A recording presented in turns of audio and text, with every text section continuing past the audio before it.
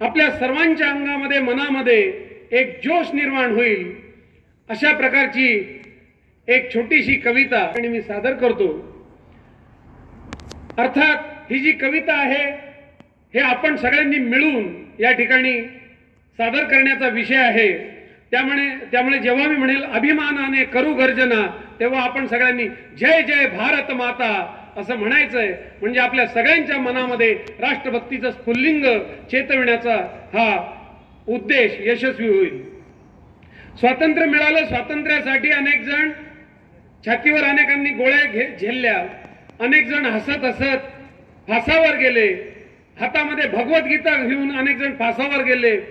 अनेक पुरुषांनी नव्हे तर अनेक वीरांगणांनी आणि शिरीष कुमार सारख्या 14-15 वर्षाच्या एका मुलांनीही डोळ्यामध्ये गोळ्या झेलल्या, पण तिरंगा हातातून खाली ठेवला नाही, सोडला नाही।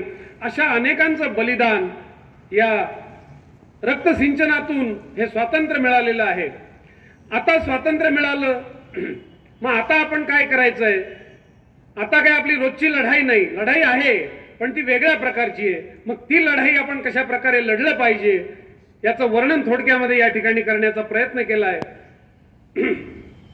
कोणी माणूस सामान्य नाही, होऊ शकतो देशासाठी हरेक व्यक्ती दाता, तुमच्या माझ्या मध्ये दडला भारत भाग्य विधाता। विश्वगुरु होण्याची आमची पूर्णच क्षमता आता, अभिमानाने करू गर्जना जय जय भारत माता, अभिमानाने करू गर्जना। स्वातंत्र्याचा दिन आहे, अत्यंत उत्साहाचा जोरदार आवाज आला पाहिजे, जो दुमदुमला पाहिजे। आजपासून निश्चय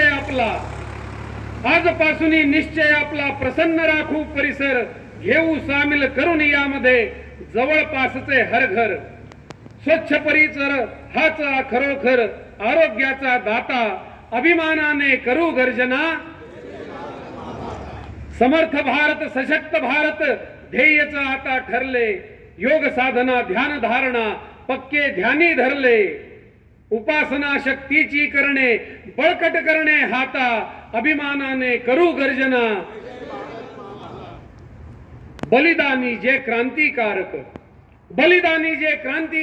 चढले फासावरती, उपकारच अनमोल तयांचे आमच्या श्वासावरती। डोक्यावरती घेऊन नाचू त्यांची प्रेरक गाथा, अभिमानाने करू गर्जना। सावरकर अन भगत सिंग, सुखदेवनी राजगुरु, आझाद धिंगरा मदन लालजी यांचे स्मरण करू। छत्रपती शिवराय आमचे आराध्य स्फूर्तीदाता, अभिमानाने करू गर्जना। घराघरातून चला घडूया लढवय्यांची पिढी, खेचून आणू देशासाठी गौरवशाली घडी। विश्वगुरु भारत हा डंका, घुमवू जगात आता, अभिमानाने करू गर्जना। उद्यम शिक्षण आरोग्य सेवा करूया जगात भारी, चंद्रावरती केलीच आम्ही पहा यशस्वी स्वारी। अध्यात्मासह विज्ञानाचा जागर गाता गाता, अभिमानाने करू गर्जना। नकोच कुठली जात मनातून, नकोच कुठला धर्म, सर्व नागरिक एक सारखे एकजुटीचे मर्म। जनसंख्येचा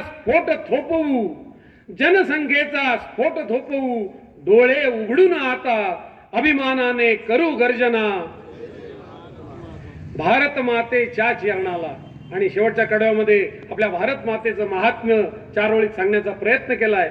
भारत मातेच्या चरणाला तीर्थाचा बहुमान, वंदे मातरम म्हणता म्हणता हसत जावो प्राण।